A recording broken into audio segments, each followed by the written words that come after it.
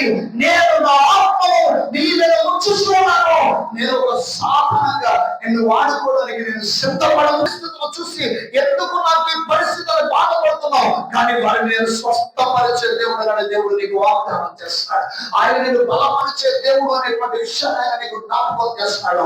You will be restored the thing what you have క్రియ జరిగించబోతున్నాను. ఇదిగో నేను ఒక నూతన క్రియ జరిగించబోతున్నాను. ఇదిగో నేను ఒక నూతన క్రియ.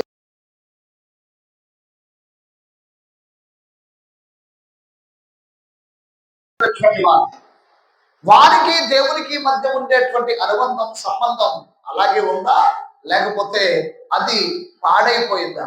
ఈరోజు ఇక్కడ ఈ భక్తుడు ఎవరైతే ఉన్నాడో ఈ భక్తుడు చెప్తున్న మాట ఏమిటండి అంటే, నాకు దేవునికి మధ్య దూరం ఏర్పడింది. మీకేమన్నా ఈ విషయం అర్థమవుతుందా? మీ వ్యక్తిగత జీవితంలో మీకు దేవునికి మధ్య ఉన్న సంబంధం ఉందా, తెగిపోయిందా? నా మాట మీరు బాగా వినాలి. నేను మందిరానికి వస్తున్నానండి, దేవునికి నాకు సంబంధం ఉందండి అంటే, అబ్బాయి నేను దానికోసం మాట్లాడుతున్నాను. మీరు వ్యక్తిగతంగా దేవుడితో మాట్లాడే అనుబంధం మీకు ఏమైనా ఉందా? మీరు వ్యక్తిగతంగా మోకరించి ప్రార్థించి దేవుడితో సంభాషించే అనుబంధం ఏమైనా ఉందా? మీరు వ్యక్తిగతంగా వాక్యాన్ని చదివి దేవుడు మాట్లాడే మాటలు వినే అనుభవం ఏమైనా ఉందా? ఇలా సో ఇక్కడ కొన్ని విషయాలు నేను ఈరోజు ధ్యానించడానికి ప్రయత్నం చేస్తాను. దేవునికి మనకు మధ్య ఉండేటువంటి సంబంధం తెగిపోతే ఎలాంటి పరిస్థితులు ఏర్పడతాయి, అసలు దేవునితో మనం ఉన్నామా లేదనేటువంటి ఒక పరిశీలనలోకి రావాలి. ఈరోజు సగటు క్రైస్తవులు దేవునితో ఉన్నామన్న భ్రమలో ఉన్నారు, కానీ వ్యక్తిగతంగా వారికి దేవునికి మధ్య ఉండే సంబంధం చాలా మందిలో లేదు. ప్రార్థనకు వచ్చినంత మాత్రాన దేవునితో సంబంధం నీకు ఉందని చెప్పడానికి వీల్లేదు. పాటలు పాడినంత మాత్రాన దేవునితో సంబంధం ఉందని చెప్పడానికి వీల్లేదు. నిలబడి నాలాగా వాక్యం చెప్పినంత మాత్రాన ఆ వ్యక్తికి దేవునికి మధ్య సంబంధం చాలా బాగుంది అని చెప్పడానికి వీలు లేదు. దేవునితో సంబంధం తెగిపోయిన పాటలు పాడగలరు, తెగిపోయిన వాక్యం చదవగలరు, తెగిపోయిన వాక్యం చెప్పగలరు, తెగిపోయినా సరే ప్రార్థనకు రాగలరు. కానీ ప్రతి ఒక్కరూ వ్యక్తిగతంగా దేవునితో ఒక సంబంధ బాంధవ్యాన్ని కలిగి ఉండాలి. ప్రార్థనకు రావడం కాదు నేను అనేది, దానికి మించి వ్యక్తిగతంగా ప్రభువుతో మనం గడిపే ఒక అనుభవం కావాలి. ఈరోజు సంఘాలలో ఉన్నటువంటి క్రైస్తవ సమాజాన్ని చూస్తే, క్రైస్తవ సమాజంగా పిలువబడుతున్న అనేక మంది జీవితాల్లో దేవునితో గడిపే సమయం లేదు. వారికి ఏం లేదండి, దేవునితో గడిపే సమయం లేదు. ఒక అబ్బాయి యవనస్తుడు, దాదాపు ఇంటర్మీడియట్ సెకండ్ ఇయర్ చదువుతున్నటువంటి వ్యక్తి కాబట్టి ఓ మంచి చక్కగా భక్తిపరుడులాగా ఆ మందిరానికి వచ్చేటువంటి వ్యక్తి కొంతకాలంగా రావటం మానేస్తే నేను అడిగాను, నాయనా తమ్ముడా ఎందుకు రావట్లేదు, నువ్వు ప్రార్థనకు రావచ్చు కదా అని అంటే, టైం ఉండట్లేదు పాస్టర్ గారు అన్నాడు. ఏముండట్లేదు అంటే ఆయనకి టైము ఉండట్లేదు. ఈ రోజు చాలా మంది దేవుని ప్రజలకు టైం ఉండట్లేదు. ఎందుకో తెలుసా? ప్రార్థనకు రావడానికి, ప్రార్థన చేసుకోవడానికి. అమ్మా ఉదయాన్నే లేచి ప్రార్థన చేసావా అని ఒకవేళ మిమ్మల్ని అడిగాను అనుకోండి, ఒకవేళ బహుశా కొంతమంది ఆలోచిస్తుంటారు, అవును ఉదయాన్నే లేచి ప్రార్థన కూడా చేయాలా అని ఆలోచించేవారు ఉన్నారు ఈ రోజు క్రైస్తవుల్లో. చాలా బాధాకరమైన సంఘటనలు అండి ఇవన్నీ. దేవుని తక్కువగా అంచనా వేస్తూ దేవుని ప్రక్కన పెట్టేస్తున్న వారు చాలా మంది ఉన్నారు. దేవుని చాలా చులకనగా భావిస్తూ ప్రక్కన పెట్టేస్తున్న వారు చాలా మంది ఉన్నారు. క్రైస్తవ్యాన్ని, క్రీస్తుని చాలా తక్కువ చేసి ప్రక్కన పెట్టేస్తున్న వారు చాలా మంది ఉన్నారు. ఈరోజు సమాజంలో సగటు క్రైస్తవులు జీవిస్తున్న విధానం క్రీస్తు పట్ల ఉండేటువంటి విలువను, క్రీస్తు పట్ల ఉండేటువంటి గౌరవాన్ని, క్రీస్తు పట్ల ఉండేటువంటి ఉన్నతమైనటువంటి గంటలు పూర్తి స్థాయిలో పోగొట్టేస్తుంది కనుక నిజానికి క్రైస్తవ్యం అనేటువంటిది, క్రీస్తు మార్గం అనేటువంటిది అబాసుపాలైంది. క్రీస్తు మార్గం అనేటువంటిది నవ్వుల పాలుగా కనిపిస్తుంది, చాలా చులకన భావంగా కనిపిస్తుంది. నేను ఎందుకు ఈ విషయాలు మాట్లాడుతున్నాను అంటే, యేసు క్రీస్తు ప్రభుల వారితో ఉండే సంబంధం అత్యంత ప్రధానమైనది. ఈరోజు చాలా మందిలో ఆ సంబంధం లేదు. ఈ వ్యక్తిని చూడండి, ఆ సంబంధం లేకపోతే, ఆ సంబంధం లేని సందర్భంలో దేవుడికి తనకు మధ్య దూరం ఏర్పడటం వల్ల కొన్ని ప్రత్యేకమైన లక్షణాలు అతనిలో కనిపించాయి. ఒకటో లక్షణం మీకు చెప్తాను చూడండి, 13వ అధ్యాయంలోనే 2వ వచనంలో మొదటి లైన్, ఎంతవరకు నా మనస్సులో నేను చింతపడుదును. ఆగండి, ఇక్కడ ఏమన్నాడంటే, ప్రభా నీకు నాకు దూరం ఏర్పడింది, నువ్వు నన్ను మర్చిపోయావన్న భావన నాకు కలుగుతుంది, నువ్వు నాకు దూరంగా ఉన్నావన్న అభిప్రాయం కలుగుతుంది. ఇలాంటి సమయంలో నా పరిస్థితి ఎలా ఉంది అంటే, నా మనసులో చింత ఏర్పడింది అన్నాడు. హల్లెలూయా.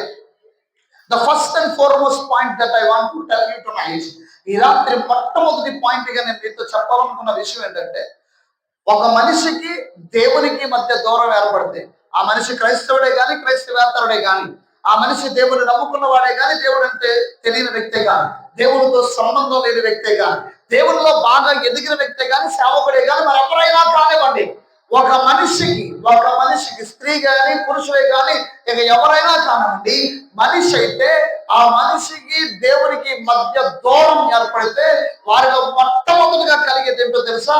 మనస్సులో చింత, మానసికమైన చింత.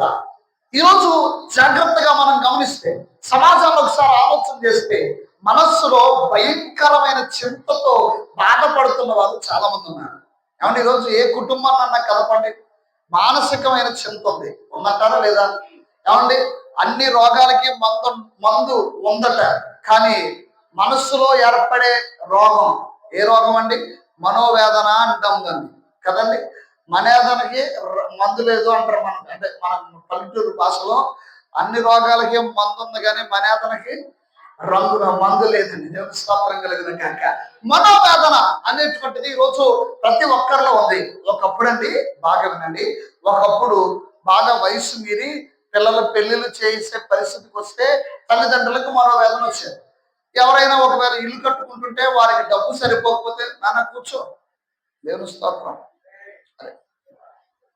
అంటే ఏమండి, అంటే కొంచెం పెళ్ళయి పెద్దవాళ్ళు అయ్యి పిల్లలకి పెళ్లిళ్ళు చేయాల్సినటువంటి పరిస్థితి వచ్చినటువంటి వారికి మనోవేదన ఉండేది. కానీ ఈరోజు ఓ పెద్ద సమస్య ఏమిటంటే, మనోవేదన అనేటువంటిది ఎవరికి ఉంటుందండి అంటే, ఈరోజు వయసుతో సంబంధం లేకుండా మనోవేదన ఉంటుంది. చూడండి, యవనస్తులైనటువంటి వారు అనవసరమైనటువంటి ప్రేమ అనేటువంటి వ్యవహారంలో పడి లేనిపోని సమస్యలు తెచ్చుకుంటున్నారు. ప్రశాంతంగా బతుకుతూ ఉన్నటువంటి వారికి ఒక పెద్ద బండరా ఏమిటి అని అంటే ప్రేమ. ప్రేమించిన తర్వాత ఫోన్ చేస్తే ఎత్తకపోతే తప్పు, ఎత్తినా తప్పే, ఎత్తకపోయినా తప్పే, మెసేజ్ చేసినా తప్పే, చేయకపోయినా తప్పే. అవునండి, ఎంత టెన్షన్ పెట్టుకున్నారో తెలిసే వాళ్ళు. అర్ధరాత్రి లేదు, అపరాత్రి లేదు, ఏ రాత్రి లేదు. పొరపాటున అబ్బాయి కానీ ఫోన్ చేశాడనుకో, ఫోన్ ఎత్తలేదనుకో, ఒక అరగంట తర్వాత వరుసగా ఫోన్ చేస్తుంటాడు 10 సార్లు. ఇన్ని మిస్డ్ కాల్స్ వచ్చినాయి, ఏమైంది అని ఒక మెసేజ్ పెడితే, ఇన్నిసార్లు ఫోన్ చేస్తే నా ఫోన్ ఎందుకు ఎత్తలేదు అంటాడు. అరే, అప్పుడు దాకా నీకు అసలు బాధే లేదు, కానీ ఈ బాధ ఏంటి? ఎత్తకపోతేవో బాధ, ఎత్తితేవో బాధ, మాట్లాడితేవో బాధ, మాట్లాడకపోతే ఒక బాధ. ఏమన్నా చాలా మంది ప్రేమికులకి ఇది అర్థం కావట్లేదు, అది బాధ అనిపించట్లేదు వారికి. అంటే యవన వయసులోనే మానసికమైన చింత తెచ్చుకుంటున్నవారు ఒకరు.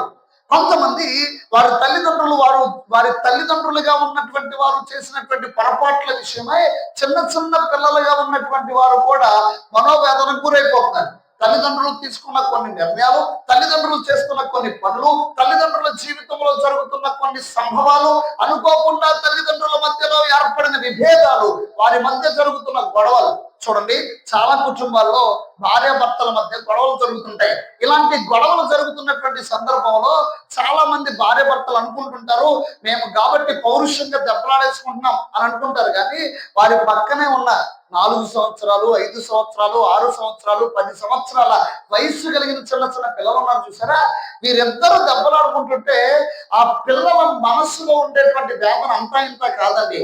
చాలా మందికి ఇది అర్థం కాదు, చాలా మందికి తెలియదు. చాలా మంది భార్య భర్తలు కనీసం లెక్క చేయకుండా, పట్టించుకోకుండా ఇష్టారాజ్యంగా మాట్లాడుకుంటూ వెళ్ళిపోతారు. పిల్లలు ఏమనుకుంటున్నారు, వాళ్ళ పిల్లలు ఏమవుతున్నారు, వారు ఏం ఆలోచిస్తున్నారు, వారికి ఏమైనా బాధ కలుగుతుందా అని ఆలోచన ఉండదు.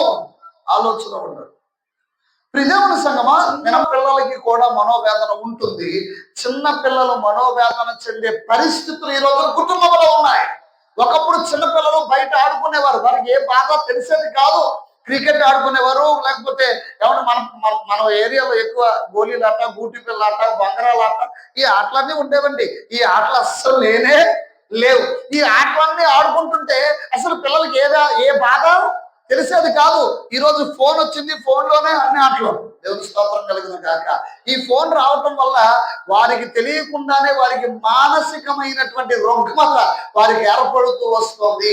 నేనేం మాట్లాడుతున్నానండి అంటే, చిన్నపిల్లలుగా ఉన్నవారు ఆడుకోవలసినటువంటి వయసులో తెలియని ఒక బాధ వారి మనసులో ఏర్పడుతుంది, తెలియని ఒక గాయం వారి మనసులో ఏర్పడుతుంది. అయితే తల్లిదండ్రులను బట్టి అయినా కావచ్చు, తల్లిదండ్రులు తీసుకున్న నిర్ణయాలు బట్టి అయినా కావచ్చు, తల్లిదండ్రులు ఇద్దరు పిల్లల ఎదుటే గొడవ పడుతూ దెబ్బలాడుతున్న సందర్భాలను బట్టి అయినా కావచ్చు, ఒకరి మీద ఒకరు అరుచుకుంటూ ఒకరినొకరు కొట్టుకుంటుంటే చిన్న చిన్న పిల్లలు జడిసిపోతున్నారు, భయపడిపోతున్నారు. ఎందుకు ఇలా జరుగుతోంది, ఎందుకు ఇలా జరుగుతుంది అనంటే వెంటనే చిన్న పిల్లలకి కూడా మానసికమైనటువంటి బాధ కలిగించే పరిస్థితులు సమాజంలో ఉన్నాయి. దేవునికి మనిషికి మధ్య ఉండాల్సినటువంటి సంబంధ బాంధవ్యం సరిగా రాకపోతే, ఒక మనిషికి దేవునికి మధ్య ఉండాల్సినటువంటి అన్యోన్యత సరిగా రాకపోతే ఆ వ్యక్తి మనస్సు సరిగా పనిచేయదు, ఆ వ్యక్తి మానసికమైన పరిస్థితి సరిగా ఉండదు, ఆ వ్యక్తి ఖచ్చితంగా మానసికమైనటువంటి బాధలోకి వెళ్ళిపోతాడు. ఈయన భక్తుడండి, ఈయన సరదాగా రాసిన వ్యక్తి కాదు. ఆయనకు అర్థమవుతుంది దేవుడు నాకు దూరం అయిపోయాడు, నా మనసులో చింత ఏర్పడిందని. నీకు అర్థమవుతుందా దేవుడు నీకు దూరం అవటం వల్లే మానసికమైన చింత ఏర్పడిందని? కొంతమంది అనుకుంటారు, కాదండి డబ్బులు సరిగా లేవు మాకు అందుకే మానసికమైన చింత ఉంది, ఆస్తి సరిగా లేదు మాకు అందుకే మానసికమైన చింత ఉంది. ఇంకొంతమంది అనుకుంటారు, మా పరిస్థితులు బాగాలేవండి అందుకే మా మనసు గలిబిలిగా ఉంది. ఎందుకు ఈ టెన్షన్లు అనుకుంటే చాలా తిప్పలు ఉన్నాయి, చాలా ఇబ్బందులు ఉన్నాయి, వెనకాల చాలా కథ ఉంది, అందుకనే మా మానసికమైన పరిస్థితి బాగాలేదు అని చెప్పేవారు చాలా మంది ఉన్నారు. నేను అంటాను, ప్రియ దేవుని సంగమా, చాలా జాగ్రత్తగా గమనించండి. మన సమస్యకు కారణం, బాగా వినండి, మన సమస్యకు కారణం పరిస్థితులు కాదు, మన సమస్యకు కారణం ఇబ్బందులు కాదు, మన సమస్యకు కారణం జరుగుతున్న సంభవాలు కాదు, కానీ మన చుట్టూ ఉన్నటువంటి పరిస్థితులను ఎదుర్కొనే విధానం సరిగ్గా లేకపోవడం వల్ల మనం సమస్యలో ఉంటున్నాం. ఒక ఉదాహరణ మీకు చెప్తాను. ఇశ్రాయేలు ప్రజలందరూ కూడా ఫిలిస్తీన్ మీద యుద్ధానికి వెళ్ళేటువంటి సమయానికి గొల్లియాతు అనే ఒక వ్యక్తి వచ్చి నిలబడ్డాడు. ఈ గొల్లియాతు అనే వ్యక్తి వచ్చి నిలబడి ఓ మాట అన్నాడు. ఏమన్నాడంటే, మీలో ఎవరైనా ఒకరు రండి, నాతో యుద్ధం చేయండి, నాతో యుద్ధం చేసి గెలవండి, అలా గెలిస్తే మేమందరం మీకు లోబడిపోతాం అన్నాడు. ఇశ్రాయేలు జనాంగం అంతా అతలాకుతలం అయిపోతుంది. ఒక్క వ్యక్తి కూడా వెళ్ళి అతన్ని జయించడానికి ముందుకు రావట్లా. 40 రోజులు సైన్యం అంతా అలాగే ఉండిపోయింది, 40 రోజులు రాజుగారు అలాగే ఉండిపోయాడు. దేశం మొత్తం అలచడి సృష్టింపబడింది. ఓ రకమైన భయం, ఓ రకమైన బాధ, ఓ రకమైన మానసిక వేదన. ఏ క్షణం ఏం జరుగుతుందో తెలియదు. ఒకవేళ ఫిలిస్తీన్లు జయించేస్తే ఇశ్రాయేలు ప్రజలందరూ బానిసలుగా వెళ్ళిపోవాలి.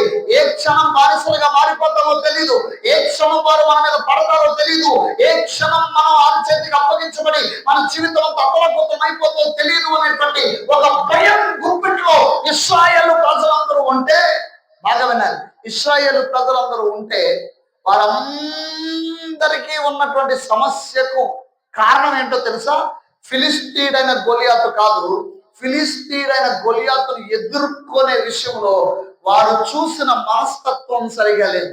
ఇశ్రాయేలీలందరూ ఫిలిస్తీని చాలా గొప్పవాడు అని చూశారు, కానీ దావీదు అనేటువంటి ఒక వ్యక్తి ఫిలిస్తీన్ దగ్గరకు వచ్చిన రాగానే చెప్తున్న మాట, ఫిలిస్తీయుడైన ఈ సున్నతి లేని ఫిలిస్తీయుడైన గొలియాతు అనేటువంటి వ్యక్తి దేవుని కంటే గొప్పవాడు కాదు అని చూశాడు. ఆ మాట మరలా చెప్తున్నాను. ఇశ్రాయేలీలందరూ గొలియాతుని ఎలా చూశారు తెలుసా? ఈ వ్యక్తి మాకంటే బలవంతుడు అని చూశారు, కానీ దావీదు ఎలా చూశారో తెలుసా? ఈ వ్యక్తి ఆ దేవుని కంటే బలహీనుడు అని చూశాడు. చెప్పండి, దేవుని నామమైన హల్లెలూయా. నా మాటలు మీకు అర్థమవుతున్నాయా? ఆ సమస్యలను దాటి జీవించడానికి నీవు ఆ సమస్యతో వ్యవహరించే విధానం ఎలా ఉందన్నది ఈరోజు మనం అర్థం చేసుకోవాలి. ఈ రాత్రి కాలపు వేళ నేను దేవుని పేరిట మనం చేస్తున్నాను. ఈరోజు సగటు మానవాళిలో అంటే 99% మంది ప్రజలలో ఉన్న ఓ పెద్ద సమస్య ఏమిటో తెలుసా? పాపం. ఏంటండి? పాపం. మరలా చెప్తున్నాను, పాపం. ఈరోజు పాపం అనేటువంటిది భయంకరమైన సమస్యగా మారిపోయింది. పాపపు క్రియలు భయంకరమైన సమస్యగా మారిపోయింది. చిన్న పిల్లలు మొదలుకొని పెద్దవారి వరకు పాపపు ఆలోచనలు, పాపపు తలంపులు, పాపపు ఉద్దేశాలు, పాప సంబంధమైన లోక సంబంధమైన పాపానికి సంబంధించిన భయంకరమైనటువంటి క్రియలు, చర్యలు ఇవన్నీ జరిగిపోతూనే ఉన్నాయి. మనుషులు దేవునికి దూరం అయిపోతున్నారు. మనుషులు దేవునితో సంబంధంలో ఉండటానికి ఇష్టపడట్లేదు, దేవునితో కలిసి ఉండడానికి ఇష్టపడట్లేదు. ఈరోజు చాలా మంది మందిరానికి రమ్మంటే వచ్చేవారు లేరు. మా చర్చిలో ఒక యవనస్తుడు చాలా కాలం చక్కగా ప్రార్థనకు వచ్చేవాడు. కొన్ని వారాల నుంచి ప్రార్థనకు రమ్మంటుంటే ఏదో ఒక వంక చెప్పి మానేస్తా ఉన్నాడు, ఏదో ఒక వంక చెప్పి ప్రార్థన నెగ్గొడతా ఉన్నాడు, ప్రతిసారి స్కిప్ అయిపోతూ ఉన్నాడు. నేను అనుకున్నాను, ఇన్ని సంవత్సరాలు మంచిగా వచ్చిన ఈ వ్యక్తి ఎందుకు ఇలా స్కిప్ అయిపోతున్నాడు అని అంటే, ఆ వ్యక్తి స్కిప్ అయిపోతున్న సందర్భాన్ని గమనించి కొంచెం జాగ్రత్తగా పరిశీలన చేస్తే తెలిసింది ఏమిటి అని అంటే, తను ఎవరితోనో ఫోన్ లో మాట్లాడడం అలవాటు చేసుకున్నాడు. అంటే ఎవరినో తగిలించుకున్నాడు. ఏం చేశాడండి? ఎవరినో తగిలించుకున్నాడు. తగిలించుకోనంత వరకు నా వెనకాల బ్యాగ్ కట్టుకొని తిరిగేవాడు, తగిలించుకోనంత వరకు ప్రార్థనకు వచ్చేవాడు, తగిలించుకోనంత వరకు నన్ను తగులుకునేవాడు. దేవుని స్తోత్రం కలుగును కాక. ఇప్పుడు నన్ను వదులుకున్నాడు. ఎవరిని తగులుకున్నాడు అని అంటే, ఎవరో ఒక అమ్మాయిని తగులుకున్నాడు. సో నేను అనుకున్నాను ఫ్రెండ్ తో మాట్లాడుకుంటున్నాడేమో అది ఇది అని అనుకుంటే, పోయిన ఆదివారం వాళ్ళ తల్లి వచ్చి చెప్పింది, పాస్టర్ గారు మీకు ఒక మాట చెప్పాలని అంటారు. ఏంటమ్మా మాట అని అంటే, ఏం లేదండి మా అబ్బాయి పెళ్లి చేయమన్నాడు. ఏంటి పెళ్లి? ఇంజనీరింగ్ ఫైనల్ ఇయర్ ఉన్నాడు, ఇంకా ఇంజనీరింగ్ ఫైనల్ ఇయర్ చదువుతున్నాడు, వాడికి ఇంకా పూర్తి కాలేదు, ఇంకా నిజంగా మొన్న ఉన్నాడు, వాడికి పెళ్లి పెట్టాలంటామంటే ఏమీ లేదు పాస్టర్ గారు, ఏమీ లేదు, పెళ్లి అర్జెంటుగా చేయమన్నాడు అని. పెళ్లి అర్జెంటుగా చేయడం ఏంటి అని అంటే, ఎవరినో ప్రేమించాడంట. ఏంటంట? సో ప్రేమించాలి అమ్మ, కొన్ని కూర్చొని మాట్లాడదాం, ఇప్పుడు పెళ్లి చేసేటంటే అది చదువుకుంటామని, ఒక ఉద్యోగం రాని కంగారు ఏముంది, అవసరమైతే ఆ అమ్మాయితోనో లేకపోతే వాళ్ళ తల్లిదండ్రులతోనో మాట్లాడదామని అంటే, అలా కుదరదండి తీసుకొచ్చేస్తానంటున్నాడు. ఇదేంట్రా నాగా తీసుకొచ్చడం ఏంటి, అసలు తీసుకురావడం ఏంటి? నెనగాక మొన్నటిదాకా బాగానే కుదురుగా ఉండేవాడు, ఏమైంది ఇంతలోనే అని అంటే, ఏలే తీసుకొచ్చేస్తానన్నాడు. ఏమైంది అని అంటే, ఆ అమ్మాయికి సంబంధాలు చూస్తున్నారంట. ఇప్పుడు ఆ అమ్మాయికి సంబంధాలు చూస్తున్నారని ఈ అయ్యగారు తీసుకొచ్చేస్తారు. ఇంజనీరింగ్ ఫైనల్ ఇయర్ పూర్తవన మహా మేధావి. ఇప్పుడు కూర్చోబెట్టి ఎవరిని పెంచుతాడు? ఎవరిని పోషిస్తాడు? ఎలా పోషిస్తాడు? ఏమంటే అసలు ఈ ఆలోచన అర్జెంట్గా తీసుకొచ్చాడు. ఎందుకనంటే అమ్మాయి సంబంధాలు చూస్తే తప్పించుకొని తీసుకొచ్చాడు. అంటే వాడి మనసు ఎలాగ ఆలోచిస్తుందండి అంటే, నేను ఒక అమ్మాయిని తగులుకున్న అమ్మాయి నన్ను తగులుకుంది, ఇప్పుడు తగులుకున్న పాపానికి ఏం చేయాలి? ఇలాగే తగులుకున్న వాళ్ళు చాలా మంది మా హైదరాబాద్ లో కనపడుతున్నారు. హైదరాబాద్ లో వచ్చిన సంఘం ఉంది మాకు. అక్కడ ఏమంటే ప్రాంతానికి వెళుతూ ఉంటే ఇలా తగులుకున్న వాళ్ళు అందరూ అక్కడికే వస్తారు. ఎక్కడికి? ఈ తగులుకున్న వాళ్ళందరూ అక్కడికి వస్తున్నారు. ఇలా తగులుకున్న వాళ్ళందరూ వచ్చిన తర్వాత ఏమన్నా అప్పుడప్పుడు పాస్టర్ గారులుగా మమ్మల్ని కలిసి చెప్తున్నారు, అయ్యగారు మా కోసం ప్రార్థన చేయండి. ఒకసారి ఒక యవనస్తురాలు వచ్చి అంటుంది, అయ్యగారు నా కోసం ప్రార్థన చేయండి. అమ్మ ఏంటి సమస్య అని అంటే, మా ఆయన ఫుల్గా తాగేస్తాడండి, ఏ పని చేయడండి, ఆడలా పడుకొని ఉంటాడండి, నేనేమో పనన్నీ చేసుకొని వచ్చి ఆయన పెంచాలండి. ఆడికి తాగడానికి నేనే డబ్బులు ఇవ్వాలి, ఆడు తినడానికి నేనే డబ్బులు ఇవ్వాలి, ఆడు తిరగడానికి నేనే డబ్బులు ఇవ్వాలి, ఇంటి అద్దె నేనే కట్టాలి. ఇదేంటమ్మా ఇంత తిప్పలు ఎందుకు వచ్చింది? మరి మీ అమ్మగారికో మీ నాన్నగారికో ఒకసారి ఫోన్ చేసి చెప్పొచ్చు కదా, మీ అత్తగారికో మామగారికో చెప్పి ఏదో మాట్లాడించుకోవచ్చు కదా అని అంటే, మా అత్తగారు వాళ్ళు మాట్లాడరండి, మా అమ్మగారు వాళ్ళు మాట్లాడరు. ఏంటి మాట్లాడరా? ఏమైంది అని అంటే, మేము వాళ్ళకి ఇష్టం లేని పెళ్లి చేసుకున్నా. మరి ఎవరికి ఇష్టమైన పెళ్లి చేసుకున్నావు? ఎవరికంటే నాకు ఇష్టమైన పెళ్లి చేసుకున్నా. మరి నీకు ఇష్టమైన పెళ్లి చేసుకున్నా, నువ్వు అనుభవించడం తప్ప మరొకటి ఏమి? ఏమిటి ఇష్టం అని అంటే, ఏమి లేదు, తాగుబోతుని పెళ్లి చేసుకోండి, గంజాయి తాగేవాడిని పెళ్లి చేసుకుంది. ఇప్పుడు తీరా ఇక్కడికి వచ్చిన తర్వాత నాకు కావలసిన మందు, నాకు కావలసిన గంజాయి నువ్వు సప్లై చేస్తేనే నేను బతకస్తాను, లేకపోతే చంపేస్తానంటాను. అటు అత్తగారు రానివ్వరు, ఇటు అమ్మగారు రానివ్వరు, ఇటు ఇక్కడ ఉండడానికి వీలు పడట్లేదు. ఇలాంటి బ్రతుకులు కోకొల్లలు ఒకటా రెండా? ఏమండి నిజంగా నేను చెప్తాను, మానసికమైన సంఘర్షణతో ఆ యవన స్త్రీ సేవకునిగా నా దగ్గరకు వచ్చి అడిగినప్పుడు నాకు చాలా బాధ కలిగింది. నిజానికి అంటే ఎలా పడితే అలా మాట్లాడడం మంచి పద్ధతి కాదు కనుక సవ్యంగా ఆదరించేటువంటి మాటలు ఆమెకి తెలియజేశాను. ఈరోజు నేను ఎందుకు ఈ మాటలు మీతో మాట్లాడుతున్నానండి అని అంటే, చాలా మంది వారి జీవితాల్లో తెలియని ఒక సమస్యను తెచ్చిపెట్టుకుంటా ఉన్నారు, తెలియని ఒక బాధను తెచ్చిపెట్టుకుంటా ఉన్నారు, మానసికమైనటువంటి అనేకమైన సమస్యలు తెచ్చిపెట్టుకుంటా ఉన్నారు. అలా తెచ్చిపెట్టుకోవడానికి ప్రధానమైన కారణం ఏమిటి అని అంటే, దేవునికి వారికి మధ్య ఉన్న సంబంధం సరిగా లేకపోవడం. నిజం నేను చెప్తున్నాను ప్రియ దేవుని సంగమా, మీరు దేవునితో సరిగ్గా ఉండలేని మనస్తత్వంలో ఉంటే, మీరు దేవుని పట్టించుకోకపోతే, మీరు దేవుని లెక్క చేయకపోతే, మీకు దేవునికి మధ్య సంబంధం ఉండని స్థితిలో ఉండిపోతే, ప్రార్థన అనుభవం కానీ, వాక్య ధ్యాన అనుభవం కానీ, వ్యక్తిగతంగా దేవునితో ఆరాధన చేసే అనుభవం కానీ, వ్యక్తిగతంగా దేవునితో ఒక గంట అరగంట పావు గంట మోకరించి ప్రార్థన చేసే అనుభవం కానీ నీకు లేకపోతే, నీ జీవితంలో నీకు తెలియని ఒక మానసికమైన బాధ వేదన నిరంతరం ఉంటది. ఈ భక్తులు అదే చెప్తున్నారు, చెప్తున్నాడు, ప్రభా నీకు నాకు దూరం ఏర్పడిపోయింది, నీకు నాకు గ్యాప్ ఏర్పడిపోయింది, నువ్వు నాకు చాలా దూరంగా ఉన్నట్టు అనిపిస్తుంది, ఇంకెంతకాలం ఈ మానసికమైన చింతతో నేను బాధపడాలి అని అడుగుతున్నాడు. కారణం ఏంటో తెలుసా? నా మానసికమైన చింతకి కారణం సమస్యలు కాదు, నా మానసికమైన చింతకు కారణం నాకున్న పరిస్థితులు కాదు, నా మానసికమైన సమస్యలకు కారణం నా చుట్టూ జరుగుతున్న సంభవాలు కాదు, నా మానసిక పరిస్థితికి కారణం నీకు నాకు మధ్య ఉన్న దూరమే, నువ్వు నాతో మాట్లాడకపోవటమే. ఈరోజు చాలా మందికి అర్థం కావట్లేదు. ఒకనొక సందర్భంలో నేను నా జీవితంలో నేను చదువుకుంటున్నటువంటి వేళలో నేను చెడిపోయి పడిపోయినటువంటి పరిస్థితుల మధ్యలో ఉన్నాను. ఏం చేయాలో అర్థం కానిటువంటి పరిస్థితులు ఉన్నాను. వైజాగ్ ప్రాంతంలో ఇంజనీరింగ్ చదువుకుంటూ ఉన్నాను. దాదాపు ఇంజనీరింగ్ సెకండ్ ఇయర్ దగ్గరలో చివరి దశలో నేనున్నా. అప్పటికే పూర్తి స్థాయిలో చెడిపోయి అన్ని అలవాట్లకు గురైపోయి ఏం చేయాలో అర్థం కానిటువంటి పరిస్థితుల్లో బ్రతుకుతున్నాను. మా నాన్నగారు పాస్టర్ గారు, మా అమ్మగారు పాస్టర్ గారు, ఓ మంచి సంఘం, ఓ మంచి సేవా పరిచర్య ఉంది. అయితే వారికి దూరంగా వెళ్ళిపోయి నాకు నచ్చినట్టు బ్రతకొచ్చు కదా అనే ఒక ఆలోచనతో అప్పటి వరకు లేని అన్ని అలవాట్లు నెమ్మదిగా చేసుకోవడం ప్రారంభించాను. ఇంటర్మీడియట్ సెకండ్ ఇయర్ వరకు సినిమా అంటే ఏంటో తెలియదు, టీవీలో కూడా నన్ను చూడనివ్వలేదు, అసలు ఎప్పుడు సినిమా చూసిన దాఖలాలే లేవు. అలాంటి నాకు ఇంటర్మీడియట్ సెకండ్ ఇయర్ పూర్తయిన తర్వాత నెమ్మదిగా సినిమాలు అలవాటైనాయి. చివరిగా ప్రతి విధమైన చెడు అలవాటుకు గురైపోతూ ఉన్నాను. 2 సంవత్సరాల పాటు ఇదేదో చాలా ఎంజాయ్ అనుకుంటూ బ్రతకడానికి ప్రయత్నం చేస్తూ చేస్తూ నా జీవితాన్ని ఇష్టారాజ్యంగా నడిపిస్తూ ఉన్నాను. ఓ ప్రక్క లోకంలో కలిసిపోతూ లోకంలో ఎంజాయ్ అంటూ అటు ఇటు తిరుగుతూ ఉన్నాను. మరొక ప్రక్క కాలేజీకి వెళ్తూ ఉన్నాను. ఏమి రాసినా ఏమి ఫలితాలు రావట్లే, అన్ని నెమ్మదిగా ఫెయిల్ అయిపోతా ఉన్నా. ఇంటర్మీడియట్ సెకండ్ ఇయర్ వరకు స్కూల్ టాపర్ని, కాలేజ్ టాపర్ని, చాలా మంచి ఉన్నతమైనటువంటి చక్కని చదువు చదివేటువంటి వ్యక్తుల్లో ఒకటిగా నేను ఉండేవాడిని. అలాంటిది ఇంజనీరింగ్ వెళ్ళాక నా జీవితం మారిపోయింది, నా అలవాట్లు మారిపోయింది, నా ప్రవర్తన మారిపోయింది, నా తీరు మారిపోయింది, నా సంబంధాలు మారిపోయింది, నా యొక్క స్నేహాలు మారిపోయింది. ఏం చేయాలో అర్థం కానిటువంటి పరిస్థితుల్లో నేను అలా వెళ్ళిపోతుంటే, అన్ని ఫెయిల్ అయిపోతుంటే, అది కూడా లెక్క చేయట్లా, సబ్జెక్టులు పోతుంటే పర్లేదులే అనుకుంటున్నా. నాకున్నటువంటి గౌరవం, నాకున్న ఘనత, నాకున్నటువంటి ప్రత్యేకత, నాకున్నటువంటి సేవకుని కొడుకుగా నాకున్నటువంటి పరువు, పేరు, ప్రతిదీ మర్చిపోయాను, వదిలేశాను. ఏం చేయాలో అర్థం కాల. నేను అంటాను, దేవుని సంగమా, ఇలా జరుగుతున్న పరిస్థితుల మధ్యలో తెలియని కొన్ని స్థితిగతులు నా చుట్టూ అలుముకున్నాయి. ఆ సమయంలో నాకు అనిపించింది, నేను ఒంటరి వాణ్ణి అనే సందర్భం నా జీవితంలో వచ్చేసింది. అప్పటి వరకు ఎప్పుడు అలా అనిపించలే.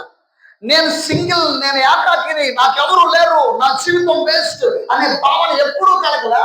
ఈ 2 సంవత్సరాల వ్యవధిలో నాకు తెలియకుండానే నాలో ఒక రోజు అనిపించిన ఆలోచన ఏంటి అంటే, నేను ఎందుకు పనికిరా, 1, నా వల్ల ఎవరికి ఉపయోగం లేదు, 2, నాకెవరు లేరు, 3, నాతో జీవించేవారు, నాతో కలిసి ఉండేవారు నాకెవరు లేరు అని ఒక రకమైన లోన్లీనెస్ అని అంటాం. అంటే లోన్లీనెస్ అంటే ఒంటరితనం అనేటువంటి ఒక పరిస్థితి నా జీవితంలో ఏర్పడింది. ఓ రోజు అలాగే ఏర్పడితే తీవ్రమైన ఆలోచన, ఓ తీవ్రమైన సంఘర్షణ లోపల జరుగుతూ ఉంటే నేను ప్రియ దేవుని సంగమా, ఓ రోజు అనుకున్నాను, చచ్చిపోతే మంచిదని. ఈ బ్రతుకు బ్రతికే కంటే చనిపోవడమే మేలు. ఇలాంటి బ్రతుకు బ్రతకడం కంటే బ్రతికొండకుండా చచ్చిపోవడమే మేలు. ఓ ప్రక్క మా నాన్నగారికి ఓ మంచి సాక్ష్యం ఉంది, ఓ ప్రక్క ఓ మంచి సేవ చేస్తున్నారు. ఈ రోజున నాకున్న ఈ జీవితాన్ని ప్రజల ఎదుట కనపరిస్తే మా నాన్నగారికి ఉన్న పరువు, ప్రతిష్ట, సాక్ష్యం అన్ని పోతాయి. కాబట్టి నేను ఇలా బ్రతకడం కంటే చనిపోవడమే మేలు అనుకుని చనిపోవడానికి ఒక నిర్ణయం తీసుకున్న రోజున దేవుడు నాతో మాట్లాడిన మాట, నేను నిన్ను ప్రేమిస్తున్నాను. If you don't have anybody along with you, I will be with you from today అని దేవుడు నాతో మాట్లాడాడు. ఒకవేళ లేరు అంటూ అనుకుంటున్నావేమో, కానీ నేను నీతో ఉంటాను అని దేవుడు మాట్లాడాడు. దేవుడు స్తోత్రం కలుగును గాక. ఆ రోజు ఆ మాటలు పట్టుకొని దేవుని సన్నిధికి వెళ్ళి ప్రార్థన చేయడం ప్రారంభిస్తే 2 సంవత్సరాలుగా తెగిపోయిన సంబంధం మరలా ఏర్పడింది. నా మాట మీకు అర్థమవుతుందా? 2 సంవత్సరాలుగా తెగిపోయిన సంబంధం మరలా ఏర్పడింది. ఈ 2 సంవత్సరాలు దేవుడితో సంబంధం లేకపోవడంతో నేను చాలా బాగున్నాను అనుకున్నాను, కానీ అలా బాగున్నాను అనుకునే ఆ పరిస్థితి నన్ను ఏ స్థితికి తీసుకొచ్చిందండి అంటే, చచ్చిపోతే బాగుంటాను అనే స్థితికి తీసుకొచ్చింది. ఇది మానసికమైనటువంటి బాధతో ఉండే వ్యక్తి యొక్క లక్షణం. ఈ రాత్రి నేను ఎందుకు ఈ మాట మాట్లాడుతున్నాను? నా జీవితమే కాదు, ప్రతి సేవకుని జీవితాన్ని మీరు దర్శించండి, లేదా ప్రతి విశ్వాస జీవితాన్ని అడగండి. రక్షింపబడక ముందు ఒక భాగం, రక్షింపబడిన తర్వాత ఒక భాగం. డేవిడ్ రాజు గారు ఉన్నారు, రక్షణ పొందక ముందు ఆయనకు భాగం ఉండుంటుంది. అయ్యగారు ఎవరో ఆనందపాల్ గారు ఉన్నారు, వారికో భాగం ఉంది. ప్రతి ఒక్కరి వెనక సాక్ష్యం ఉంది. క్రీస్తును కలిగిన ప్రతి వ్యక్తి యొక్క జీవితం వెనక ఒక సాక్ష్యం ఉంది. వెనక ఉన్న సాక్ష్యాన్ని చూస్తే ప్రతి సాక్ష్యం చెడ్డలే, ప్రతి సాక్ష్యం ఇబ్బంది కలిగించేదే, ప్రతి సాక్ష్యం నష్టాన్ని కలిగించేదే. నిరంతరం ఇక్కడ కూర్చున్న మనం అందరి జీవితాల్లో ఏమంటే చివరికి సునీల్ గారిని అర్థం చేసుకోండి, లేకపోతే తమలిస్తే, లేకపోతే జీవన్ బాబు గారు వెనకండి. నిరంతరంలో నిజంగా ఒక వ్యక్తి తన జీవితంలో రక్షింపబడడానికి ముందు ఖచ్చితంగా ఓ చెడ్డ స్వభావం కలిగినటువంటి స్టోరీ ఉండొచ్చేమో. నిరంతరం దేవుని సంగమా, ఆ స్టోరీలో ఉండటం ఎలాగైనటువంటి పరిస్థితి మనం చూస్తున్నామో దాని నుంచి రక్షణ పొందడం అనేటువంటిది అత్యంత ప్రధానమైనటువంటి భాగం మనం గమనించాలి.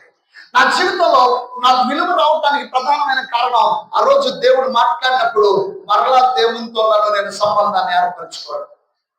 ఈ రాత్రి దాదాపు 15 సంవత్సరాలుగా ప్రభు యొక్క పరిచర్లో వాడబడుతూ ఉన్నాను.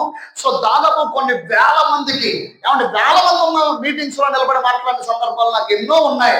వందల మంది ఉన్న మీటింగ్స్ లో నిలబడి మాట్లాడిన సందర్భాలు ఎన్నో ఉన్నాయి. నేను ఏం మాట్లాడతానంటే, ఇంతమంది మధ్య నేను మాట్లాడానని చెప్పడానికి కాదు, ఇంతమంది నా మాట వింటున్నారు అని అంటే నన్ను నిలవబెట్టి వేల మంది అక్కడ కూర్చుంటే ఆ గ్రౌండ్ లో అన్ని వేల మంది మధ్యలో నేను నిలబడి మాట్లాడుతుంటే కిక్కులు అనకుండా ఒక్కొక్క వ్యక్తి ఆ మాట వింటుంటే నా మనసుకి ఏమనిపిస్తుందో తెలుసా? ప్రభా, ఆ రోజు చచ్చిపోదాం అనుకున్న వ్యక్తిని నీతో సంబంధాన్ని ఏర్పరిచి ఈ రోజు ఇక్కడ నిలవబెట్టి వారందరితో మాట్లాడించేటట్లు చేస్తున్నావు. నేను మాట్లాడుతుంటే వారందరూ వింటున్నారు అంటే ఆ రోజు నేను నీతో కలిసిన ఒక సంబంధం, ఆ రోజు నాకు నీకు ఉండేటువంటి బంధాన్ని తిరిగి కట్టుకున్న ఒక సంబంధం. ఈ రాత్రి కాలంలో నేను చెప్తున్న మాట ఏమిటండి అంటే, నేను అంతకు ముందు ఎలా ఉన్నానన్న దాన్ని దేవుడు పక్కన పెట్టాడు, ఆ రోజు నుంచి నేను ఎలా మారానన్న దాన్ని దేవుడు చూడడం ప్రారంభించాడు. చెప్పండి, దేవుడు నామాన్ని మహిమపరచాలి. హల్లెలూయా. ఈ రాత్రి కాలంలో నేను ఎందుకు విషయం చెప్తాను, ఒక పాపి తన జీవితంలో పాపం నుంచి బయటికి వస్తేనే దేవునికి సంతోషం. దేవుని యొక్క వాక్యం చెప్తుంది, ఒక పాపి తన పాపంలో చనిపోతే నేను ఆనందించే దేవుడను కాదు, నేను సంతోషించేవాడను కాదు. ఒక పాపి తన పాపంలో నుంచి బయటికి వస్తేనే నేను సంతోషిస్తానని దేవుని స్తోత్రం కలుగును గాక. ప్రతి ఒక్కరి జీవితం ఏమండి పాపమయమే. దేవుని యొక్క వాక్యమే చెప్తుంది, అందరూ పాపము చేసి దేవుడు అనుగ్రహించి మహిమను పొందలేకపోతున్నారు. ఏ భేదము లేదు, స్త్రీ అని కానీ పురుషులని కానీ, ఏమండి ఈ దేశస్తులని ఆ దేశస్తులని, ఈ ఇంటి వాడని ఆ ఇంటి వాడని, ఈయనని ఆయనని, పెద్దోడని చిన్నోడని, గొప్పోడని పేదోడని, ధనికుడని లేనివాడని, తెల్లోడని నల్లోడని, పొట్టోడని పొడుగోడని, ఏ భేదం లేదు. Everyone is a sinner in front of God himself. దేవుని ఎదుట ప్రతి ఒక్కరు పాపిగానే ఉన్నారు. సో సింప్లీ మనం ఏమండి ఎదుటోళ్ళని వేలెత్తి చూపించడం మనకు బాగా అలవాటు కదా. ఏమండి ఎవరన్నా పొరపాటులో ఉంటే నీకు ఆవిడ గురించి తెలుసా అంటారు. మామూలుగా తెలియదు, మరి నీ గురించి తెలుసా అసలు నీకు? నేను స్తోత్రం. ఆయన గురించి నీకు తెలుసా, వాళ్ళ గురించి నీకు తెలుసా అని అందరి గురించి మాట్లాడే వాళ్ళు చాలా మంది ఉంటారు. కానీ వాట్ అబౌట్ యూ? నీ గురించి నీకు తెలుసా? నీ గురించి నువ్వు ఎప్పుడైనా తెలిసి చూసుకున్నావా? ఇదిగో వాళ్ళు అలాగంట కదా అని అంటుంటావే, మరి నువ్వు ఎలాగా? What about you? ఈ రాత్రి నేను ఎందుకు ఈ విషయం మీతో మాట్లాడుతున్నానంటే, తెలియని మానసికమైన చింతలకు మనుషులు వెళ్ళిపోవడానికి కారణం దేవునితో సంబంధాన్ని పెట్టుకోవడం లేదు, దేవునితో కలిసి జీవించే మనసు లేదు, దేవునితో ఏకాంతంగా ఉండే అనుభవాలు లేవు. దేవునికి ఒక వ్యక్తికి మధ్య ఒక అభినాభావ సంబంధం ఉండాలి. అది క్రైస్తవుల్లో ఖచ్చితంగా ఏర్పడాలి. ఈ రోజు సగటు క్రైస్తవుల్లో అభినాభావ సంబంధం లేదు. పైకి పాటలు పాడేవారు, పైకి మాటలు చెప్పేవారు, పైకి ప్రసంగాలు చేసేవారు, పైకి ప్రార్థనలు చేసేవారు, పైకి ఏదో జరుగుతున్నట్టుగా చూపించేవారు. కానీ ఈ రోజు నిజ క్రైస్తవ సంఘానికి కావాల్సింది దేవునితో అభినవ సంబంధం కలిగిన ఒక వ్యక్తి కావాలి.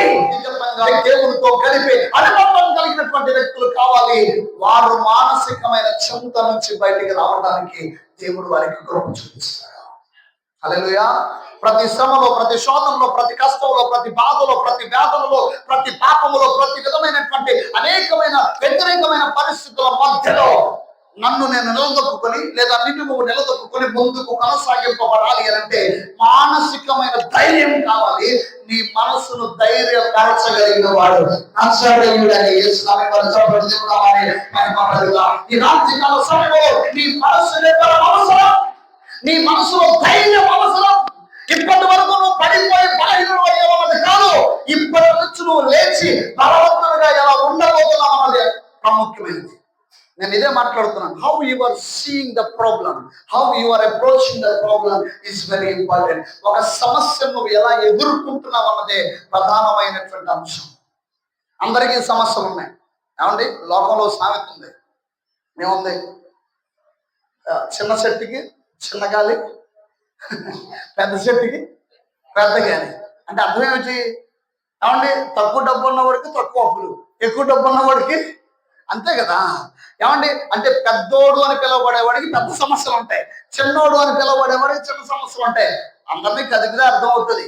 అవును, ఈ రోజు నేను నిలబడి వాక్యం చెప్తున్నాను, పాస్టర్ గారు ఏంటి పరిస్థితి అని అడిగి ఓ 2 రోజులు నాతో మాట్లాడారు అనుకోండి, నా సమస్యలు ఏవో బయటకు వస్తాయి. అంతే కదా.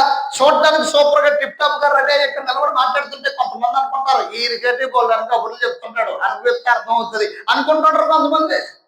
ఏమన్నా సంఘాల్లో ఎలాగ అనుకుంటారు చాలా మంది, పాస్టర్ గారు వాక్యాలు చెప్పేసి అలా కాదు ఇలా కాదు ఇలా కాదు అని అన్నా, మా పరిస్థితి మీకు ఏం తెలుసు పాస్టర్ గారు అనుకుంటారు కొంతమంది. మీ పరిస్థితి కాదు, మా పరిస్థితి మీకేం తెలుసు? ప్రతి ఒక్కరిని తరచి చూస్తే పరిస్థితులు ఉన్నాయి కనుక, ప్రతి ఒక్కరిని తరచి చూస్తే ఇబ్బందులు ఉన్నాయి కనుక, ప్రతి ఒక్కరిని కదిపి చూస్తే ఇబ్బందులు ఉన్నాయి కనుక, క్రైస్తవుడే కానీ క్రైస్తవాత్రుడే కానీ సేవకుడే కానీ సేవకుడు కానివాడే కానీ బయట ఉన్న ధనికుడే కానీ ధనవంతుడే కానీ ఉన్నతమైన వ్యక్తే కానీ. నేను అంటాను ప్రియ దేవుని సంగమా, ఒక చిన్న ఎగ్జాంపుల్ చెప్తాను. ఒకసారి విజయవాడ ప్రాంతంలో ఒక కుటుంబం ప్రార్థన చేయడానికి రమ్మంటే వెళ్ళారు. ఆ కుటుంబం ప్రార్థన చేయడానికి రమ్మంటే వెళితే ఆ కుటుంబంలో ఉన్న సమస్య తల్లిగారు చెప్తున్నారు. ఏమిటంటే, ఏమి లేదు పాస్టర్ గారు, మా కొడుకు మంచి యవనస్తుడండి, వాడి కోసం ప్రార్థన చేయండి. ఏమైందమ్మా? ఏమీ లేదు, ఫుల్ గా తాగేసి రోడ్డు మీద కాలం మీద పడిపోతున్నాడు, రోజు ఆయన తీసుకురావడం మాకు చాలా కష్టంగా ఉందండి అని ఒకటో సమస్య. రెండో సమస్య, మా అమ్మాయి కోసం ప్రార్థన చేయండి. ఏం చేస్తుంది?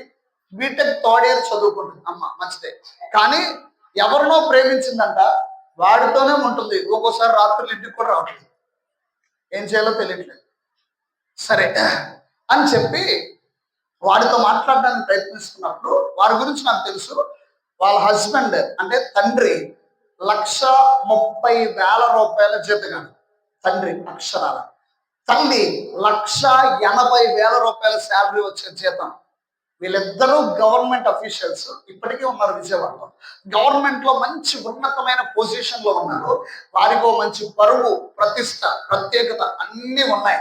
ఇప్పుడు బాధ ఏంటి అని అంటే, ఈ స్థాయిలో ఉండి ఈ చుట్టుపక్కల ఉన్నటువంటి వారందరికీ మేము అఫీషియల్స్ అని తెలుసు, వాళ్ళంతా ఆఫీస్కి మా దగ్గరకు వచ్చి సంతకాలు పెట్టించుకుంటారు, కానీ వాళ్ళే ఫోన్ చేసి ఏమండి మీ అబ్బాయి కాలంలో ఉన్నాడు అని చెప్తుంటే చాలా కష్టంగా ఉంది అని చెప్పి నాతో చెప్పారు. సరే అమ్మ, ఏమనుకోకండి, మీరిద్దరు కొంచెం మీరు దూరంగా ఉండండి, నేను వీళ్ళతో పర్సనల్ గా మాట్లాడతానని ఆ యొక్క అబ్బాయిని అమ్మాయిని కూర్చోబెట్టి మాట్లాడడం ప్రారంభించాను. నేను ఎప్పుడైతే మాట్లాడడం ప్రారంభించానో ఒక్కొక్కరిని అడుగుతాను, అసలు ఏంటి సమస్య అని అంటే, నెమ్మదిగా ఇప్పారు. అన్నీ ఇప్పరు కదా, నెమ్మదిగా నోరిప్పి, పాస్టర్ గారు మా అమ్మగారు అన్ని కబుర్లు చెప్తుంది కదండి, మా అమ్మగారి గురించి మీకు తెలియదండి అంది.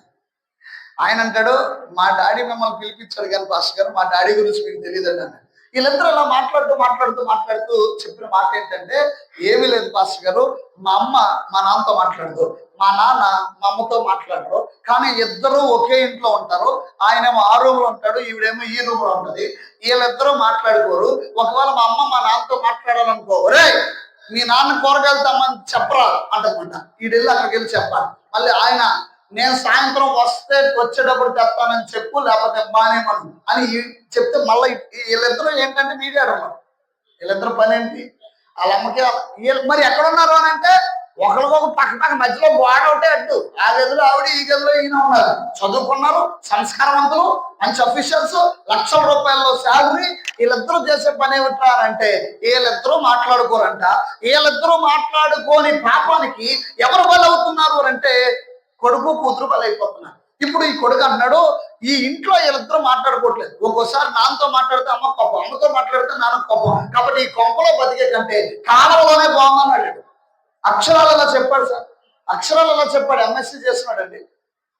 కాలంలోనే బాగుంది పాస్టర్ గారు అని అన్నాడు. ఆయమ్మ అంటుంది, ఆయమ్మ చెప్తున్న మాట, ఏమండి పాస్టర్ గారు, నాకు తల్లి ప్రేమ తెలియదు, తండ్రి ప్రేమ తెలియదు.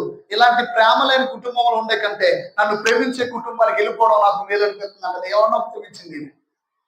ఇప్పుడు చెప్పండి సంగమా, నేనంటాను ఎంత మానసికమైనటువంటి రుగ్మత, సంఘర్షణ సమాజంలో జరుగుతోంది. ఇక్కడ ఏమి సమస్య, ఏమి సమస్య అనంటే తండ్రి తన జీవితంలో దేవునితో ఉండే అనుబంధాన్ని కోల్పోయాడు. తల్లి తన జీవితంలో దేవునితో ఉండే అనుబంధాన్ని కోల్పోయింది. తండ్రి ఒకవేళ దేవునితో సంబంధం కలిగిన వాడైతే తండ్రి ప్రేమ అనే దాన్ని చూపించడానికి ప్రయత్నించాము. తల్లి ఒకవేళ దేవునితో అనుబంధాన్ని కలిగి ఉంటే క్షమాపణ అనే గుణాన్ని చూపించడానికి ప్రయత్నం చేసినేమో. ఈరోజు ఈ కుటుంబమే కాదండి, ఎన్నో కుటుంబాలండి, ఏమంటే ఎన్నో కుటుంబాలు పైకి చక్కగా కనబడుతున్నాయి, కానీ లోపల చాలా ఇబ్బందులు ఉన్నాయి. ఇలా ఉండటానికి కారణం దేవునితో సంబంధం లేకపోవడమే. ఒకవేళ తెలియక దేవునితో ఉన్న సంబంధం సరిగా లేక మనం దేవునికి దూరమై జీవితాన్ని సరి చేసుకోలేకపోయామేమో. కానీ ఒక దైవికమైన లక్షణాన్ని కలిగిన వ్యక్తులుగా మనం అందరం కలిసి ప్రభు సన్నిధికి వస్తున్నప్పుడు మనలో ఒక మార్పు కలగాలి.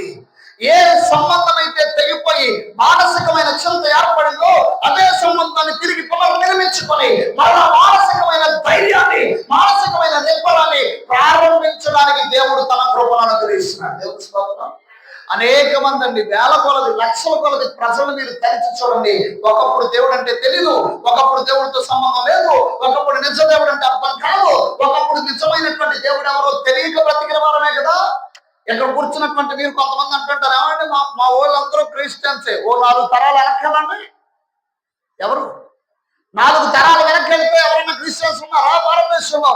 ఎవరు లేరు. నిజ దేవుడు ఎవరో తెలీదు, యేసు అంటే ఎవరో తెలీదు, దేవుడితో సంబంధం అంటే ఏంటో తెలీదు, దైవత్వం అంటే, దేవుడు రక్షణ అంటే, దైవికమైన కార్యాలు అంటే, దైవికమైన ఉన్నతమైన విలువలు అంటే, దేవుడి రాజ్యం అంటే, దేవుడి రాజ్యంలోకి వెళ్ళడానికి చేయాల్సిన పని ఏమిటి ఏమీ తెలీదు. మనమందరం ఒకవేళ ఒక 3 తరాల నుంచి ఉన్నవారు ఒకవేళ క్రైస్తవులు అయితే అవ్వచ్చేమో, కానీ 4 తరాలు వెనక్కి వెళ్తే ఎవ్వరు క్రైస్తవులు భారతదేశంలో మన పితరులు లేదు. అలాంటి పరిస్థితుల్లో నుంచి వచ్చి మరలా నిజ దేవుడు తెలుసుకొని దేవునితో సంబంధాన్ని ఏర్పరచుకున్నాను. ఈరోజు నేను చెప్తున్నాను ప్రియ దేవుని సంగమా, ఒకప్పుడు దేవుడు అంటే తెలియక విగ్రహారాధన చేసి దేవుడిని విడిచిపెట్టి నిజ దేవుడు తెలియక మరలా దేవుని దగ్గరికి వచ్చిన వారు ఒక ఎత్తైతే, మన పితరులు దేవుణ్ణి నమ్ముకొని దేవుణ్ణి మనకు అందించి వెళ్ళిపోతే దేవుణ్ణి కలిగి ఉన్నామన్న భ్రమలో బ్రతుకుతూ, పాపంలో బ్రతుకుతూ దేవునికి దూరం అయిపోయింది మరొక ఎత్తు. నా మాట మీకు అర్థమైందా? అసలు దేవుడే తెలియక దేవునికి దూరమైన వారు ఒకరు, దేవుడు అంటే తెలిసి కూడా దేవుని పక్కన పెడుతున్నవారు మరొకరు. ఈ రాత్రి కాలంలో నేను అంటున్న మాట మీరు చాలా జాగ్రత్తగా గమనించాలి. ఓ మానసికమైన చింత నుంచి బయటకు తీసుకురావడానికి ఈ రాత్రి పరిశుద్ధాత్మ దేవుడు నిన్ను బలపరచాలని ఇష్టపడుతున్నాడు. ఈ మనసులో జరుగుతున్న సంఘర్షణలో నుంచి నువ్వు బయటకు రావడానికి ప్రభు సహాయం చేయడానికి సిద్ధంగా ఉన్నాడు. మానసికమైన ఓ వ్యాధితో, వ్యాధులతో, ఒంటరితనంతో అన్ని ఉన్నా ఏమీ లేనట్టు, అందరూ ఉన్నా ఎవరు లేనట్టు, అన్ని మన చుట్టూ ఉన్నాయి కానీ దేన్ని వాడుకోలేనట్టు, అంతా ఉన్నాయి కానీ ఉపయోగం లేనట్టు, మంచిగా ఉన్నాము కానీ మంచి ఏంటో తెలియట్లేనట్టు బ్రతుకుతున్న సమాజంలో ఉన్నటువంటి మనం ఈ రాత్రి నిజమైనటువంటి దేవునితో సంబంధాన్ని ఏర్పరచుకుని మరలా తిరిగి ఓ మంచి ప్లాట్ఫామ్ మీదకి నువ్వు రావాలి. ఇది దేవుని ప్రధానమైన ఉద్దేశం. నేను అన్నాను, ఎంతో మంది వారి వారి జీవితాలు ప్రభువుకి దూరం అయిపోయి నలిగిపోతున్నాయి. వారు అనుకున్నారు ఇలాగే బాగుందని. కాదు, బాలేదు. చాలా బాధ అండి. నేను చెప్తున్నాను, ఎంతో మంది ఒంటరిగా కూర్చొని ఏడుస్తున్న రోజులు ఉన్నాయి, ఎంతో మంది ఒంటరిగా కూర్చొని బాధపడుతున్న రోజులు ఉన్నాయి, ఎంతో మంది ఒంటరిగా కూర్చొని నాకు ఎందుకు ఇలాంటి పరిస్థితి ఏర్పడిందన్న రోజులు ఉన్నాయి. ఇక్కడ కూర్చున్నటువంటి వారిలో కూడా పరిశుద్ధాత్మ దేవుడు చాలా సూటిగా మాట్లాడుతున్న మాట, ఒంటరిగా కూర్చొని ఇలాంటి కుటుంబంలో నేను ఎందుకు పుట్టాను అనుకున్న వారు ఉన్నారు, ఇలాంటి వ్యక్తుల మధ్య నేను ఎందుకు ఉన్నాను అనుకున్న వారు ఉన్నారు. ఒక్కసారి కూర్చొని ఏడుస్తుంటే నాకు ఎందుకు ఈ పరిస్థితి పట్టింది అని ఆలోచించే వారు చాలా మంది ఉన్నారు. అలాంటి ఆలోచన కలిగిన వారితో ప్రభు చెప్తున్నటువంటి మాట, ఇప్పటి వరకు నీ పరిస్థితి ఒక రకంగా ఉంటే నువ్వు నాతో సంబంధాన్ని ఏర్పరచుకుంటే నీ మార్గాన్ని నేను మారుస్తాను అని దేవుడు చెప్తున్నాడు. హల్లెలూయా. ఒకప్పుడు అందరూ అలా ఉన్నవారమే, ఒకప్పుడు అందరూ అలా అనుకున్న వారమే. ఒకప్పుడు నా బ్రతుకు ఎందుకు ఇలా అయిపోయిందని నేను అలాగే అనుకున్నాను. ఒకప్పుడు నా బ్రతుకు ఇలా ఎందుకు అయిపోయిందని ఏడ్చిన రోజులు ఉన్నాయి. అలాంటి సందర్భంలో నుంచి నా బ్రతుకు ఒక కారణం ఉంది అని తెలుసుకునే రోజును దేవుడు తీసుకొచ్చాడు. నా బ్రతుకు ఒక అర్థం ఉంది అని తెలుసుకునేటప్పుడు చేసే ఒక రోజు దేవుడు నాకు ఈ రోజు అనుగ్రహించాడు. చెప్పడం దేవుడు నిన్ను నిన్నుగా ఉంచడానికి దేవుడు ఇష్టపడలేదు, నిన్ను తన పాత్రగా వాడుకోవడానికి దేవుడు ఇష్టపడుతున్నాడు. నిన్ను నిన్నుగా వదిలేయడానికి దేవుడు ఇష్టపడట్లేదు, నిన్ను ఒక ఉపయోగకరమైన వ్యక్తిగా మార్చడానికి దేవుడు ఇష్టపడుతున్నాడు. ఎందుకు సంఘం, ఎందుకు ప్రాంతం, ఎందుకు ప్రసంగాలు, ఎందుకు ఉపవాసాలు, ఎందుకు భక్తి పారవశ్యాలు, ఎందుకు ప్రభుత్వ సంబంధ బాంధవ్యం అంటే నువ్వు ఇప్పటి వరకు ఉన్నటువంటి జీవితం నువ్వు కాదు, ప్రభువు చేతిలో పెట్టిన తర్వాత ఉండే ఒక జీవితం ఉంది. అది నిజమైన జీవితం. హల్లెలూయా. ఈ రాత్రి నిజ జీవితంలోనికి దేవుడు మనల్ని తీసుకురాబోతున్నాడు. ఎంతమంది నమ్ముతున్నారు ఈ మాట? ఈ రాత్రి నిజమైన సంబంధ బాంధవ్యంలోనికి దేవుడు తీసుకురాబోతున్నాడు. ఏంటంటే ఒకవేళ ఇప్పటి వరకు నువ్వేవో చేసావు కానీ ఈ రాత్రి ఒక క్షణం అలా ఇంట్లోకి వెళ్ళి మోకరించి, ప్రభా నేను పక్కన పెట్టేశాను, దేవుడు ఏం చేశాడు అని వదిలేశాను. అసలు దేవుడే ఉంటే నాకు ఎందుకు ఇలా జరుగుతుంది అని నాకు నువ్వు బట్టి లెక్క లేకుండా పక్కన పెట్టేశాను. ప్రార్థనకి వెళ్తున్నాను కానీ నీ మీద నాకు నమ్మకం లేదు అనే అభిప్రాయంలో ఉన్నాను. దయతో క్షమించండి. నా మనసులో ఉన్న బాధ పక్కోళ్ళకి చెప్పుకుంటే తీరదు, ఎదుటోళ్ళకి చెప్పుకుంటే తీరదు, తల్లిదండ్రులకు చెప్పుకున్నా తీరదు, కొన్ని పెద్దలకు ఎవరికైనా చెప్తే తీరుతుందా అది కూడా తీరదు. ఎవరికి చెప్పినా అర్థం కాదు. ఒకవేళ అలా అర్థం చేసుకున్నా ఎవరు నాకేమీ చేయలేడు అనే విషయం మనకు అర్థమైందిగా. ఒకే ఒక్క వ్యక్తి ఉన్నాడు, ఆయన తప్ప మరొక వ్యక్తి ఎవ్వరూ నిన్ను విడిపించలేరు. ఆయన దగ్గరికి వెళ్ళి మోకరించి, ఈరోజు పాస్టర్ గారు చెప్పారు, నీకు దూరం అయితే మానసికమైన చింత ఉంటుందంట, నీకు దగ్గరైతే మానసికమైన చింత నుంచి నేను విడిపించబడతాను అంటున్నాడు. కాబట్టి ఒక్కసారి నాకు సహాయం చేయవా అని నువ్వు ప్రార్థన చేయి. ఈ మొదటి ప్రార్థనే నీలో ఒక ధైర్యాన్ని ప్రారంభించడానికి ఒక విత్తనంగా మారిపోయింది. దేవుని సంగమం మీరు చాలా జాగ్రత్తగా గమనించు. రోజు ఓ పాస్టర్ గారు వాక్యాన్ని చెప్తుంటే నేను విన్నాను. ఆయన ముంబైలో స్లమ్ ఉంటుంది, స్లమ్ ఏరియా చాలా మందికి తెలుసు. ముంబైలో ఉండేటువంటి స్లమ్ చాలా భయంకరమైనటువంటి మురికి వాడ అంటారు, చాలా దారుణంగా ఉంటది. అక్కడ జన్మించాడు ఆయన బ్రాహ్మణ కుటుంబం నుంచి జన్మించాడు. తన జీవితం ఎలా ఉంటుంది అని అంటే, ఓ మంచి ఉన్నతమైన కులం అని పిలువబడే కులంలో పుట్టాడు. కానీ తన జీవితం మురికి వాడలో ఉంది. తను చాలాసార్లు తెచ్చుకున్నాడు. తన మీద తనకు చాలా విరక్తి కలిగింది, తన మీద తనకు ఓ రకమైన బాధ వేదన కలిగింది. తన జీవితంలో చాలా సార్లు అనుకున్నటువంటి విషయం ఏంటి అని అంటే, అసలు నేనేంటి, నా బతుకేంటి అని అనుకుంటూ చాలా ఇబ్బందికరమైనటువంటి పరిస్థితుల్లో ముందుకు వెళ్ళాడు. యేసుప్రభు అంటే అస్సలు నచ్చదు, యేసుప్రభుతో సంబంధం అస్సలు ఒప్పుకోడు. ఓ రోజు తన జీవితం మీద విరక్తి కలిగి చనిపోదాం అనుకుని వెళ్ళిపోతున్నప్పుడు, అయితే ఓ క్రైస్తవ సహోదరుడు, ఓ క్రైస్తవ స్నేహితుడు తనకు పరిచయం అయ్యాడు. పరిచయంగా ఉన్నాడు ఇంతకు ముందే. ఆ వ్యక్తికి ఫోన్ చేసి, ఒరే నేను చచ్చిపోదాం అనుకున్నాను రా అని చెప్పాడు. అప్పుడు వెంటనే వాడు అన్నాడు, అలా కాదురా, యేసు ప్రభు అనే ఒక దేవుడు ఉన్నాడు, ఆయన నిన్ను బ్రతికిస్తాడు, నీకున్న సమస్యకు ఆయన ఏదైనా సహాయం చేస్తాడు అని అంటే, ఒరే ఆయన కోసం కాకుండా ఇంకెవరి కోసం అని చెప్పు, నేను వింటాను అన్నాడు. అలా కాదు అని చెప్పి ఎలాగో బతిమాలి ఆయనకు బైబిల్ ఇచ్చి, ఇది చదువు, ఇది చదివితే నీకేమన్నా తెలుస్తుంది అని వదిలేసి వెళ్ళిపోతే, ఆ బైబిల్ని ఇసిరి ఇంట్లో పడేశాడు. మరలా కూర్చున్నాడు, ఏడుస్తూ ఉన్నాడు, అంగలారుస్తున్నాడు, చాలా బాధపడుతున్నాడు. మానసికమైన సంఘర్షణ, డబ్బులు లేక, తింటాక లేక, ఉండటానికి లేక, బతకడం వీలు కాక, తల్లిదండ్రుల పరిస్థితి బాలేక, అసలు ఎందుకు నేను ఎలా బతుకుతున్నానన్న ఒక బలమైనటువంటి ఆలోచనతో ఏమీ చేయలేక తను అలా కూర్చొని, ఎందుకో బైబిల్ ఇచ్చాడు కదా అని తీసి, యేసు నువ్వు దేవుడు అంట కదా, ఏంటి ఇందులో ఏముంటది అని తిరగేస్తూ ఉంటే, సడన్ గా ఓ చోటకి వెళ్ళి ఇలా చూస్తే ఓ వచనం కనిపిస్తుందంట, నిన్ను బాగు చేసే దేవుడను నేనే అన్నట్టుగా ఆ మాట కనిపిస్తే, నువ్వు నన్ను బాగు చేస్తావా? నాకు చాలా మంది దేవుళ్ళు ఉన్నారు, దేవతలు ఉన్నారు, ఇప్పటికే చాలా సార్లు ప్రార్థించాను, ఎవరు బాగు చేయలేదు నన్ను, నువ్వు చేసేదేముందలే అనుకున్నాడు. కానీ మనసులో ఇంకొక ఆలోచన వచ్చింది. ఏంటో తెలుసా? నేను సడన్ గా బైబిల్ తెరిస్తే ఈ బైబిల్లో నాకు సంబంధించిన ఒక విషయం ఎలా వచ్చింది అంటే, ఇందులో చదువుతుంటే నాతో ఎవరో మాట్లాడుతున్నట్టుందేంటి అనిపించి మరలా మూసేసి మరలా తెరిచి నేను మరలా నాకు ఒక ప్రశ్న ఉంది, ఈ ప్రశ్నకి ఏమన్నా జవాబు దొరుకుతుందేమో అని మళ్ళీ తెలిసి మరలా చూస్తే అక్కడ తన ప్రశ్నకు అక్షరాల జవాబు దొరుకుతుంది. అలా 11 సార్లు తెలిసాడంట ఆ రోజు. 11 సార్లు 11 ప్రశ్నలకు జవాబు దొరికితే తన జీవితంలో బైబిల్ మూసి పరిగెట్టుకొని పట్టుకొని వెళ్ళిపోయాడు. ఎక్కడో తెలుసా? ఫ్రెండ్ దగ్గరకు, రే ఈ బైబిల్ తెలిసి చూస్తుంటే నాతో మాట్లాడుతుందా అన్నాడు. నేను అన్నాను, ప్రియదేవుని సంగమా, ఆ సేవకుడు మాట్లాడుతూ చెప్తున్నటువంటి మాట, ఆ బైబిల్ ఆ రోజు నేను నాతో మాట్లాడకపోతే నేను ఆ రోజు చచ్చిపోయేవాడిని, కానీ ఆ బైబిల్లో ఉన్న దేవుడు ఆ రోజు నాతో మాట్లాడడం వల్ల నేను బ్రతికాను అని అన్నాడు. సో ఆయన రీసెంట్ గా సతీష్ కుమార్ గారి చర్చలో కూడా వాక్యం చెప్పాడు. రీసెంట్ గా రాజమండ్రి జాన్ వెస్లీ గారి మీటింగ్స్ లో కూడా వాక్యం చెప్పడానికి వచ్చాడు. నేను అంటాను, ప్రియ దేవుని సంగమా, ఆయన ఇప్పుడు ఏ స్థానంలో ఉన్నాడంటే ప్రపంచంలో ఉన్నతమైనటువంటి సావకునిగా పిలువబడుతూ ఉన్నాడు. కోట్ల రూపాయలకు పడగలెత్తినటువంటి వ్యక్తిగా ఉన్నాడు. అనేకులకు సహాయం చేసే వ్యక్తిగా ఉన్నాడు. ఒకప్పుడు తింటాకి తిండి లేక చచ్చిపోదాం అనుకున్న వ్యక్తితో ఒక్క 2 నిమిషాలు కూర్చొని బైబిల్తో గడిపితే ఆ వ్యక్తి మానసిక దౌర్బల్యం తొలగించబడింది, మానసిక భయం తొలగించబడింది, మానసిక ఒత్తిడి తొలగించబడింది. నేను ఏం చెప్తున్నానంటే, యేసు ప్రభుని నమ్ముకుంటే మోకాళ్ళ నొప్పులు తగ్గుతాయి అన్నది కాదు నేను చెప్పేది.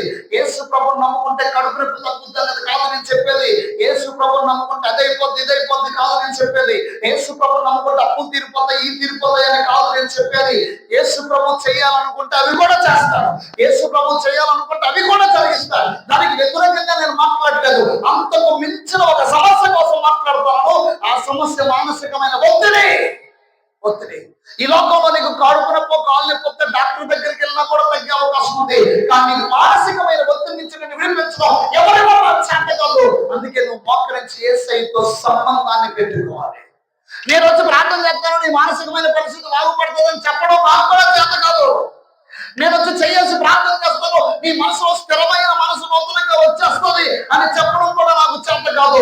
కానీ నేను ఒక మాట చెప్పగలను, ఈ భక్తుడు చెప్తున్న మాట, దేవునికి నీకు మధ్య సంబంధం ఏర్పడి ఆయనతో దగ్గర అనుబంధాన్ని కలిగించుకో.